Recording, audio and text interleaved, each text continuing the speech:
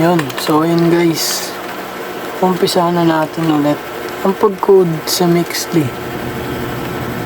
Ang about sa ultrasonic sensor. Dito siya sa lesson 5, di ba? Yan. Next naman natin itong servo control. Yan. Wait lang natin siya. Then, sensya na sa boses ko. Umubo lang. Ito naman, turo ko naman sa inyo ngayon yung servo. Ano nga ba yung servo? Ito yung nakaraan na tinuro ko yung nasa baba ng ultrasonic sensor natin. Ito siya. Present na lang natin sa picture. Ayan na yan. Ito, makikita nyo. Ito yung itsura naman dun sa may baba. So ngayon, ituturo ko sa inyo kung ano nga ba tong code na to. Siyempre una, setup. Labas muna natin tong servo DT. O D10. D10 kasi dun siya nakasaksak sa D10 na pin. Yan. Para masimulan yan, siyempre umpisa natin. Paulit-ulit lang yung code nito guys, kaya madali lang siya tandaan. Una, ito, servo D10 na lalabas natin. Makikita lang ulit natin yan siya dito. Duckbin Smart Robot Car. Siyempre, kailangan nyo i-download yun. Next, yan. Lalabas nyo lang yun dyan. Then, huwag kayo magtaka kahit wala na itong question mark gagana yan. So, umpisa natin dito. Servo, D10. Servo or yung nasa baba ng ultrasonic sensor natin. Ito yun. 15. Itong ilalagay natin dito, yung 15 means ito yung rotation niya. Kung ilang degrees. Again, 180 lang yung maximum niya na pag-ikot. So, ito, servo D10. Siyempre, una, 15 degree. Degree yung mga ilalagay natin dito guys. Yan. Degree. Then, papakita ko naman sa inyo kung paano siya gumagana. Siyempre, hindi pa ngayon dahil secret. Yan. Kabitan lang natin yan ng delay mils. Mils, ibig sabihin, millisecond. So, 1000 millisecond equals to 1 second. So, 2000 yung nakalagay dito. Ibig sabihin, 2 seconds siyang magde-delay. Then, ganun lang din tong isa. 15% and, ay hindi, 15 degree and 168. 168 na yan, magro-rotate siya. Pabalik naman. Then, delay, millisecond, 2000 ulit or 2 seconds. Yan. Pwede naman natin palitan yan dito, MS, para hindi masakit sa mata. Tingnan. Then yung last is, yan, servo D10.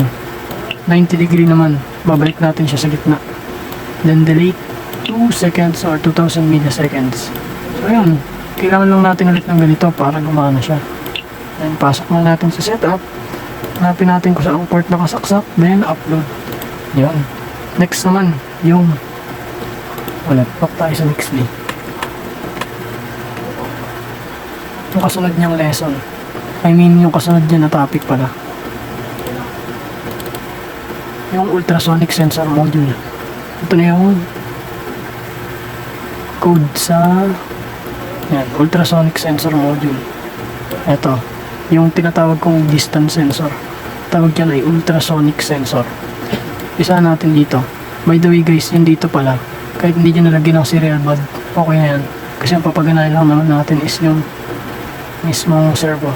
Testing lang natin siya kung gumagana ba. Next is ito, serial baud rate.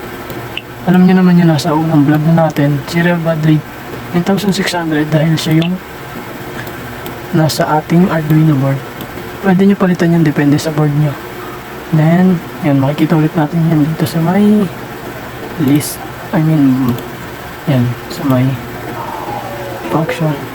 Labas lang natin yung ultrasonic sensor module, yan. Yung do, nandito yan. Lalagay nyo lang kung anong procedure para inyo susundin niya. So, umpisa natin dito. Declare local variable distance as integer value 0. 0 means white. Yan, declare local. Ito yung naturo ko na sa nakarang video natin. Local means, yun, local lang. Umaga parang iisa lang siya sa pagkakaintindi ko. Then variable niya distance, kasi distance sensor na yung gagamitin natin or ultrasonic. Then integer value as 0 o white. Then next, itong distance value. Parang nag-connect lang kayo ng ng line tracing. I mean yung unang kinabit natin. Line tracing ata yan. Yan, papasok nyo lang yan. Hanapin nyo lang ulit yung distance value dito sa may ano ba ko? Distance value sa control ata yan. Mali. Saka kulay niya siya tingnan. So, hindi ko na kabisado ito. Dati kabisado ko to eh. So, yan. Ayan. Nasa variable pala siya. Pinahirapan tayo. Yan. Lalabas lang natin siya. Then, since isa lang naman yung ultrasonic natin na sensor, isa lang ilalagay natin. Then, kung saan siya nakasaksak. Nakasaksak siya sa trig. Yung trig niya, it means yung trigger. Then, echo, yung ito. Trigger yung ito, yung sa may gitna. Itong gitna. Ito, kung makikita nyo, ito, yung gitna. Then ito yung echo nya. Yan. Nakasaksak siya sa D12. So, ito, nakasaksak daw sa D12. Then yung echo nya, nakasaksak sa D13. So, ayan. Parang line tracing lang. Pasok lang natin siya para may sundin siyang program. Next naman itong serial print. Inline automatic wrap. Ayan.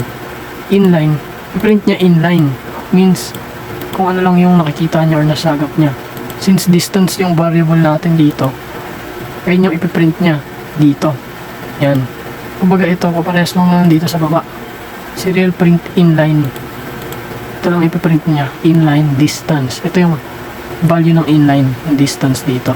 Ilagyan lang ng distance dito, kumbaga inulit lang siya para masunod talaga mismo yung procedure ng ultrasonic sensor. Then print automatic wrap. Yan. Automatic wrap na siya kasi tapos na natin siya sa inline. Then centimeter yung gagamitin nating value.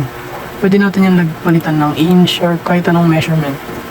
Then next, yan, delay millisecond.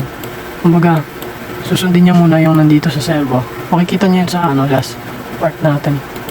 Susundin niya muna yung nandito sa servo, then yung nakaraan nating vlog, then yun, ito pasok lang natin dyan para gumana. Then kailangan talaga nasa labas to para gumana mismo yung program na ginawa natin. So ayun lang, bukas ay tuturo ko naman sa inyo yung pinaka last part na itong lesson na to. So hanggang dito na lang muna, bye bye.